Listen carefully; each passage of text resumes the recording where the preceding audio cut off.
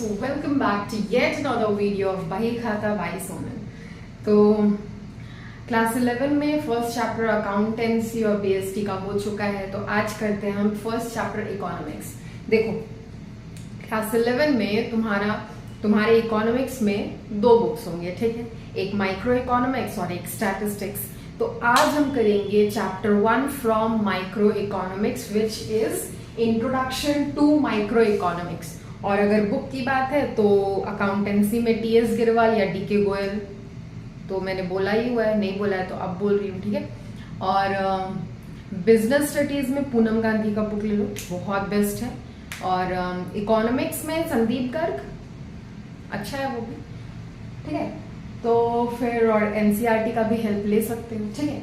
तो फिर चलो चैप्टर स्टार्ट करते हैं, इंट्रोडक्शन टू माइक्रो इकोनॉमिक्स, ठीक है। तो अब सबसे पहले जानते हैं कि इकोनॉमी क्या होता है, ठीक है। जैसे क्लास 11 में अकाउंटेंसी बिजनेस स्टडीज आपके लिए एकदम न्यू चैप्टर था, लेकिन इकोनॉमिक्स न्यू चैप्टर नहीं है, मतलब न्यू सब्जेक्ट नहीं है, क्योंकि इकोनॉमिक्स आप क्लास 9-10 से पढ़ते आ रहे हो, ठीक है। इसीलिए ये एकदम न्यू नहीं है। इसमें आपको थोड़ी चीजें, थोड़ी बातें तो पता होनी चाहिए या फिर पता होगी, ठीक है। तो फिर चलो स्टार्ट करते हैं। सबसे पहले इकोनॉमी क्या है? तो an economy is a system which provides people means to work and earn their livelihood। ये एक सिस्टम है जो पीपल को, हमको, आपको क्या प्रोवाइड करता है? मीन्स टू वर्क प्रोवाइड करता है, काम प्रोवाइड करता है, जिससे हम अपना लाइवलीहुड अर्न कर पाए, ठीक है। तो अब सो वी कैन से हम अपना लाइवलीहुड कहां से अर्न करते हैं? सराउंडिंग से। अपने सराउंडिंग से ही तो लाइवलीहुड अर्न करते हैं, ठीक है। तो अपने सराउंडिंग्स को इकोनॉमी कह सकते हैं, बिल्कुल कह सकते हैं। So basically economy is our surrounding because we earn our livelihood from surroundings, from our surroundings, या फिर our surroundings help us to earn our livelihood, कह सकते हैं, ठीक है। फिर है मीनिंग लिखा हुआ है, नोट बनाते चलना साथ साथ, ठीक है। फिर है इंपॉर्टेंट प्रोसेस ऑफ इकोनॉमी। तो 3 प्रोसेस इकोनॉमी में होते हैं। पहला production, consumption and then capital formation या फिर इन्वेस्टमेंट। प्रोडक्शन, कंजम्पशन और कैपिटल फॉर्मेशन या इन्वेस्टमेंट। तो प्रोडक्शन क्या है? Every economy is based on production. Production कोई भी रॉ मटेरियल को, किसी भी रॉ मटेरियल को फिनिश गुड्स में कन्वर्ट करना, वो प्रोडक्ट, वो गुड कंज्यूम करने के लायक बन पाए, उसमें कन्वर्ट करना, उसी को हम फिनिश्ड गुड्स बोलते हैं, ठीक है। तो किसी भी रॉ मटेरियल्स को, कच्चा माल को फिनिश्ड गुड्स में कन्वर्ट करना, इसको ही प्रोडक्शन बोलते हैं, ठीक है। तो पहला प्रोसेस इकोनॉमी का प्रोडक्शन है। और एक बार यूएसए मोस्ट पावरफुल इकोनॉमी है पूरे वर्ल्ड में, पता होगा आपको। तो वो मोस्ट पावरफुल इकोनॉमी क्यों है? इसके पीछे कुछ तो रीजन होगा। इसके पीछे उसका इकोनॉमी है, क्योंकि उसका इकोनॉमी बहुत सॉलिड है, ठीक है। वो leading production, USA leading production country है, इसीलिए प्रोडक्शन कैपेसिटी उसका बहुत अच्छा है, इसीलिए वो मोस्ट पावरफुल इकोनॉमी है, ठीक है। फिर उसके बाद कंजम्पशन आता है, द वे वी कंज्यूम और यूटिलाइज द रिसोर्सेज। तो कंजम्पशन क्या है? द वे, वो सारा तरीका जिससे हम कंज्यूम करते हैं रिसोर्सेज को या फिर फिनिश्ड गुड्स को यूटिलाइज करते हैं, ठीक है। फिर है कैपिटल फॉर्मेशन या investment. How to invest capital और money in the market, where to invest them. Capital formation की हम अब कैपिटल कैसे बनाएं, अगर मेरे पास पैसा है तो उसको कैसे इन्वेस्ट करें, कहाँ इन्वेस्ट करें, वो सब जानने के लिए भी इकोनॉमी का जानना, इकोनॉमिक्स का जानना बहुत जरूरी है, ठीक है। तो अब क्वेश्चन आता है कि व्हाई इकोनॉमिक्स, इकोनॉमिक्स क्यों इकोनॉमिक्स पढ़ना जरूरी है, ठीक है। तो उस पर भी आते हैं, तब तक इसको नोट डाउन करो, ठीक है।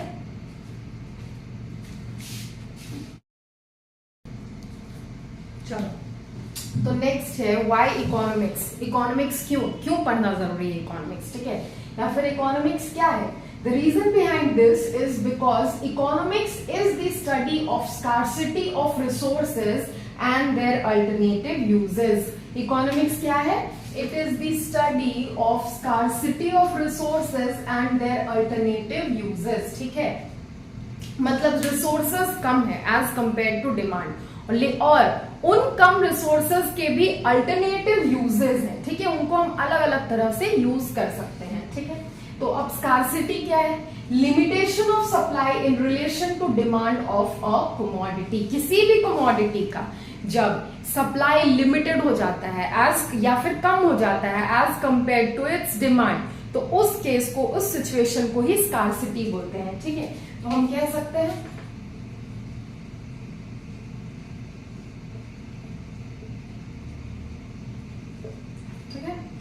ऐसे भी लिख सकते हैं इसको समझने के लिए, ठीक है। स्कार्सिटी क्या है?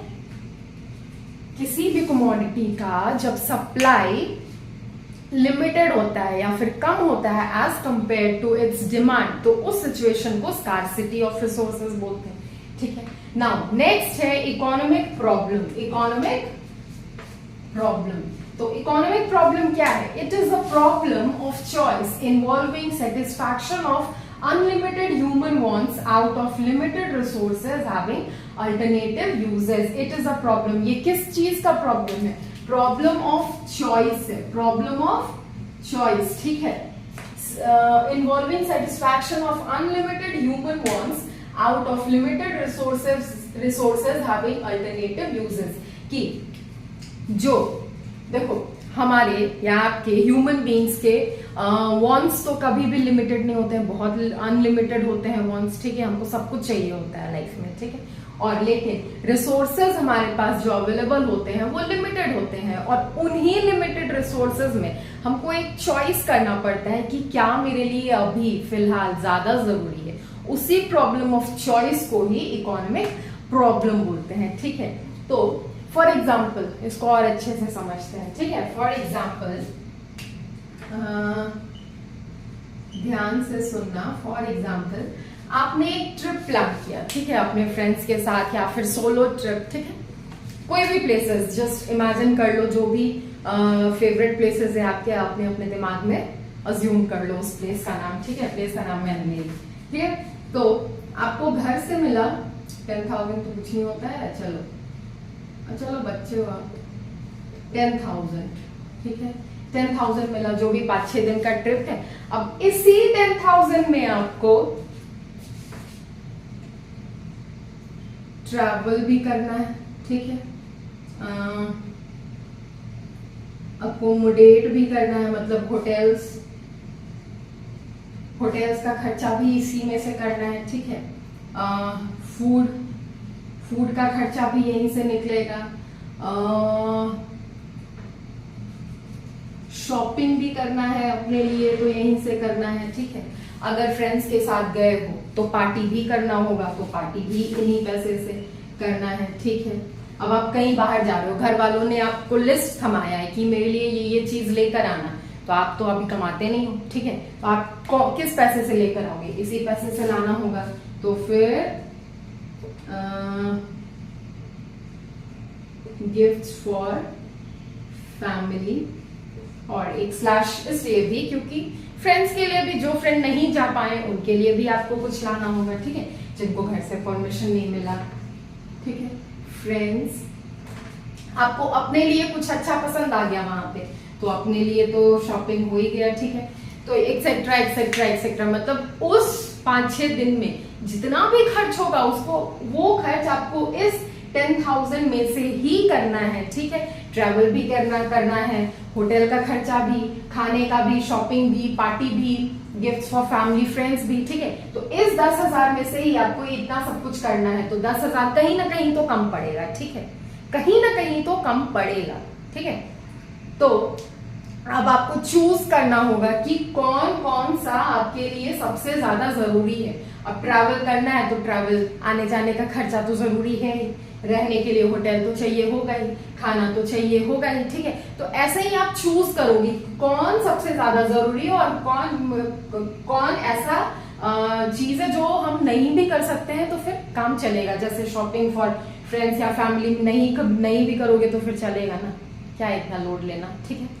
तो फिर इसी प्रॉब्लम ऑफ चॉइस को ही बोलते हैं क्या? इकोनॉमिक प्रॉब्लम, ठीक है। 10,000 it is the problem of choice, ठीक है, या फिर problem of choice is known as economic problem, या फिर आप इतना सब भी लिख सकते हो। अब नोट डाउन करो। उसके बाद आते हैं reasons of economic problem, behind economic problem. फिर नेक्स्ट है हमारा रीजन बिहाइंड इकोनॉमिक प्रॉब्लम। तो रीजन कौन कौन सा है, आप वो जो मीनिंग था इकोनॉमिक प्रॉब्लम में उसमें ये तीनों रीजन लिखे हुए थे, ठीक है, उसको ही पॉइंट वाइज लिखना है इसमें, अगर रीजन पूछ दिया जाए क्वेश्चन में तो फर्स्ट रीजन है स्कार्सिटी ऑफ रिसोर्सेज स्कार्स हैं, कम है, ठीक है, एज कंपेयर टू डिमांड, इसलिए प्रॉब्लम अराइज होता है।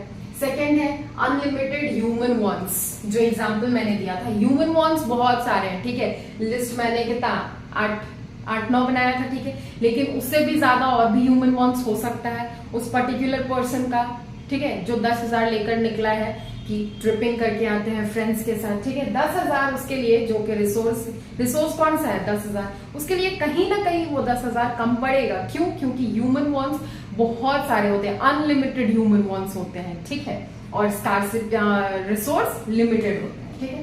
तो प्रॉब्लम इसलिए भी अराइज होता है, और अल्टरनेटिव यूजर्स की कोई भी एक रिसोर्स है, ठीक है, तो उसका बहुत सारा डिफरेंट यूजेस होता है। फॉर एग्जाम्पल इलेक्ट्रिसिटी घर में भी यूज होता है, ऑफिस में भी यूज होता है, फैक्ट्रीज में भी यूज होगा, ठीक है, एक्सेट्रा एक्सेट्रा एक्सेट्रा। तो हमको ये देखना होगा कि कितना इलेक्ट्रिसिटी का यूज हम अफोर्ड कर पाएंगे, ठीक है, उसी के हिसाब से इलेक्ट्रिसिटी को हम यूज करें, ठीक है। तो रीजन बिहाइंड इकोनॉमिक प्रॉब्लम 3 होते हैं main reason, scarcity of resources, unlimited human wants and alternative users, उन लिमिटेड रिसोर्सेज का अल्टरनेटिव यूजर्स। नाउ इकोनॉमिक्स, तो इकोनॉमिक्स क्या है? It is a social science, it is a social science, ठीक है। Economics क्या है? पहला ही लाइन में it is a social science, आप लोग पढ़े होंगे, ठीक है, बचपन में तो नहीं, क्लास 10 में द स्टोरी ऑफ पालमपुर, ठीक है, विच स्टडीज, अब वो क्या, ये सोशल साइंस का स्टडी तो है, लेकिन किस बारे में बात करता है? तो it studies the way a society choose to use its limited resources. उसमें भी स्टोरी ऑफ पालमपुर में क्या था, एक विलेज था, इमेजिनरी विलेज था, जिसमें कि क्या होते हैं, अच्छा से मेरे को याद नहीं आ रहा, बट इमेजिनरी विलेज था जिसका लैंड्स अलग अलग group of categories of people में बटा हुआ था, ठीक है, ऐसा ही कुछ था। अब इस पे आते हैं। It is a social science which studies the way a society choose to use its limited resources to produce goods and services and distribute it among different groups of people. ये एक सोशल साइंस है, और क्या study करता है ये? The way a society choose to use its limited resources, कि एक सोसाइटी अपने लिमिटेड रिसोर्सेज को किस तरह से यूज करेगा to produce goods and services produce करने के लिए, और उन goods and services, produced goods and services को फाइनली डिस्ट्रीब्यूट करेगा किसमें? Among different groups of people में, ठीक है। Now in other ways, economics is a social science which studies the choice between what to produce, how to produce and for whom to produce, ठीक है। तो what to produce इसको ना central problem of economics भी बोलते हैं, ठीक है, इसको क्या बोलते हैं? Central problem of economics. क्या? ये 3, व्हाट टू प्रोड्यूस, क्या प्रोड्यूस करना है, हाउ टू प्रोड्यूस, कैसे प्रोड्यूस करना है, और last for whom to produce, what to produce, selection of goods and services, quantity की, कौन सा गुड्स एंड सर्विस हमको प्रोड्यूस करना है, किस क्वांटिटी में करना है, ठीक है, ऐसा कुछ क्वांटिटी में करना होगा जहां जो कि जिसमें कि बर्बाद भी ना होगा गुड्स एंड सर्विसेज और कम भी ना पड़ जाए, ठीक है। How to produce, selection of technique, for example selection of technique में labour intensive and machine intensive categories होते हैं सिलेक्शन ऑफ टेक्निक में। तो देखो, जैसे लेबर इंटेंसिव हुआ, ठीक है, लेबर इंटेंसिव मतलब मोर एंड मोर लेबर्स जहां पे काम करें और जहां पे मशीन्स का कम यूज हो, ठीक है।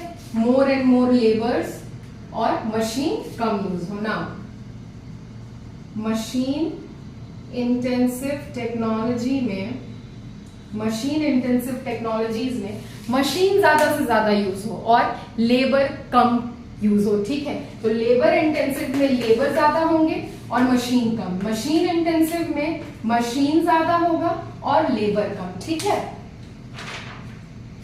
फिर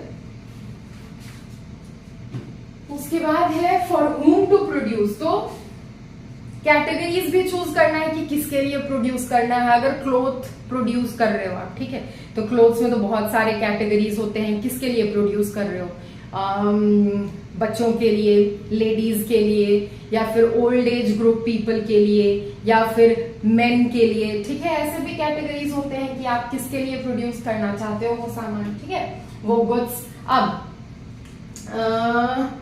चलो आज के लिए थम जाते हैं यहीं पे, ठीक है। हम मिलते हैं नेक्स्ट डे, इसी को कंटिन्यू करेंगे, इकोनॉमिक्स, ठीक है। सेंट्रल प्रॉब्लम तक हुआ है हमारा, अब आगे कंटिन्यू करेंगे इसको, जिसमें positive economy, types of economy आएगा, पॉजिटिव, नॉर्मेटिव और माइक्रो एंड मैक्रो का डिफरेंस, ठीक है, एंड अपॉर्चुनिटी कॉस्ट इस चैप्टर में। हाँ जी, 3 टॉपिक तो फिर नेक्स्ट वीडियो में टच करते हैं। तो क्लास 11 में अभी भी नए हो, हम इधर नए हैं, तो फिर साथ मिलकर पढ़ते हैं, सीखते हैं, समझते हैं और एंजॉय करते हैं, ठीक है। बाय।